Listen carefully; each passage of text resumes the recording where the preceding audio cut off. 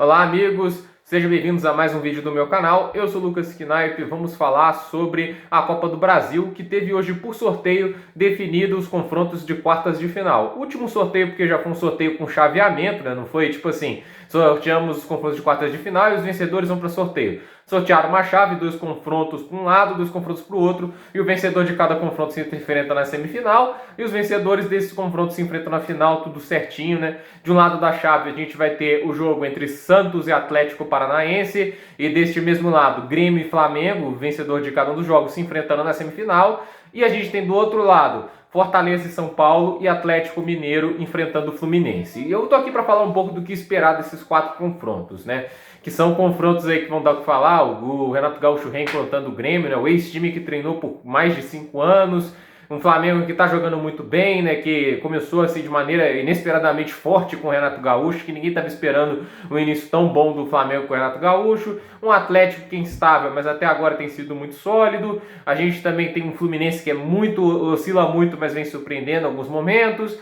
A gente também tem o Grêmio, que é uma incógnita gigantesca, que faz um péssimo Brasileirão, mas ainda está vivo, né? Então vamos aí comentar sobre cada confronto. O primeiro deles, falando do lado da chave do Flamengo, do Grêmio, do Santos e do Atlético Paranaense, é falar sobre o Atlético Paranaense e Santos. Porque de um lado a gente tem um Atlético Paranaense que é muito bem treinado, um time bem organizado e que tem feito um bom campeonato brasileiro até agora na parte de cima da tabela, né? O Paulo Autuori soube escolher muito bem o técnico César de Oliveira, né? Um nome muito completo, eu só me lembro do César de Oliveira, mas ele é bom e ele tem feito um time jogar de maneira inteligente. Do outro lado a gente tem o Santos do Fernando Diniz, né? Que fez um péssimo jogo de volta, né? Contra o Juazeirense, perdendo por 2-0, mas venceu a ida por 4-0, então tem um pouco de crédito, acabou avançando às quartas. E é um time que vem oscilando bastante, vem tendo muitos problemas com desfalques, o elenco se desmontando. A gente sabe que a situação do Santos não é nada positiva e o Fernando Diniz está tentando contornar todos esses problemas. Mas o fato é que é um confronto bem equilibrado, porque os dois times já se enfrentaram, a gente pode analisar por isso, eram os mesmos técnicos,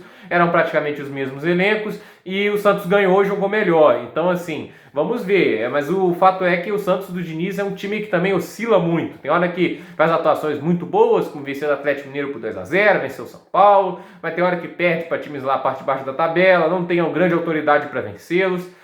Esse é o grande problema, acho que talvez, da carreira do Fernando Diniz como técnico. Assim, é um time com um estilo bem definido, mas às vezes a análise de adversário não é tão bem feita e por isso o time oscila muito. Tem hora que o estilo encaixa, mas tem hora que o estilo não encaixa, por isso que o time às vezes ganha jogos difíceis e perde jogos que em teoria são fáceis. Mas é um jogo que a gente viu que não foi tão fácil para o Atlético Paranaense, que em teoria seria o favorito pela boa posição de tabela e pelo ano mais consistente. É um jogo em aberto, mas eu tivesse que dar um favoritismo leve, eu daria o Atlético Paranaense, porque o jogo de ida e volta exige consistência, e eu não sei se o Santos do Diniz tem isso, é só olhar pelo que foi essa última, as oitavas de final do Santos.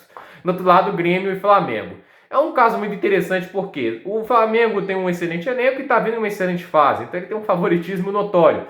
E o Grêmio é o caso do elenco bom, é o mesmo elenco do ano passado que foi quartas de final de Libertadores, finalista da Copa do Brasil, esteve na parte de cima da Brasileirão, mesmo empatando uma quantidade enorme de jogos, mas que vem muito mal, né? É um elenco que está deixando muito a desejar nesse sentido, podia estar fazendo muito mais, e o técnico é o Filipão. Então, assim, é um confronto bem estranho e bem diferente. E pela fase atual, gente, não tem como não dar favoritismo ao Flamengo. O Flamengo é um elenco mais completo, é um elenco melhor e vem jogando muito melhor, tá bem mais organizado, tá se encaixando totalmente, enquanto o Grêmio é um time que tá totalmente ainda sem conexão. Pode ser que ele evolua, pode ser que ele consiga um bom jogo? Pode ser, nunca se duvide, né? Até porque o Luiz Felipe Scolari às vezes gosta de aprontar, mas eu, sinceramente, dou meu favoritismo completo ao Flamengo. Acho muito difícil o Grêmio, do jeito que vem jogando atualmente, vencer esse jogo. E eu acho assim, Santos e o Atlético Paranaense são oponentes que normalmente costumam enjoar, talvez se passar até pelo jeito que os técnicos de seus times conseguem aprontar o jogo. Então, acho que o obstáculo maior do Flamengo seria até propriamente semifinal do que esse confronto de quartas. Mas vai, a gente nunca sabe o futuro e essa é a graça do esporte, surpresas acontecem. Do outro lado da chave, temos o Fortaleza contra o São Paulo. E eu dou meu favoritismo ao Fortaleza porque São Paulo está cheio de lesões e o Vojvoda é um técnico que tem se mostrado melhor do que o Crespo até agora, né? O Crespo começou bem a temporada, fez um Paulistão muito bom, bom, é uma Libertadores até agora sólida, porém no Brasileirão, em pontos corridos, quando se exige mais consistência, o São Paulo não jogou tão bem, né? E o São Paulo vem mostrando fraquezas, não vem mostrando um super coletivo, enquanto o Fortaleza, por mais que em questão de qualidade individual não seja um time de estoura, né? Um time até bem limitado em questão de talento, ele é fantástico em questão de coletivo, né? Por isso que o Fortaleza está na parte de cima da tabela, tá entre os primeiros colocados, né? Apesar de ter perdido o último jogo, né? Mas é um time forte, é um time sólido. Então, assim, Fortaleza para mim tem um favoritismo, até porque um técnico muito bom, fazendo um trabalho assim, dando o time a organização que ele consegue imaginar em sua cabeça, é muito difícil você superar esse tipo de time, né? Não é fácil derrotar o Fortaleza do Vojvoda. A gente viu o Flamengo sofrendo com isso, o próprio Ceará também teve muito trabalho, então Fortaleza é um time para ficar de olho, bem perigoso. E o São Paulo precisa evoluir e com essas lesões vem atrapalhando bastante. E a gente tem Fluminense e Atlético. São times que têm propostas semelhantes em seus técnicos, né? O Cuca e o Roger Machado são técnicos que gostam um pouco mais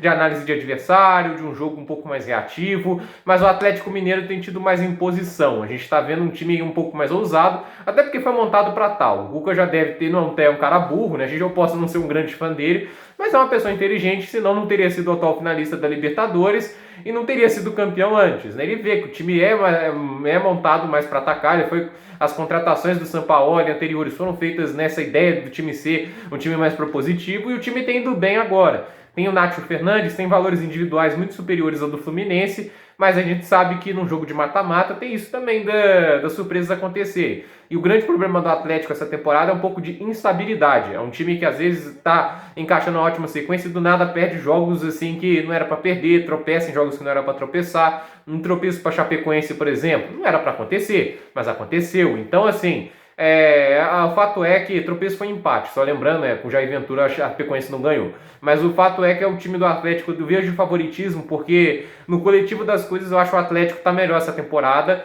e o Fluminense, por mais que tenha feito uma temporada boa no mata-mata, com a Libertadores e com a Copa do Brasil, apesar de ter perdido para o Criciúma, que foi um jogo assim bem perigoso, né?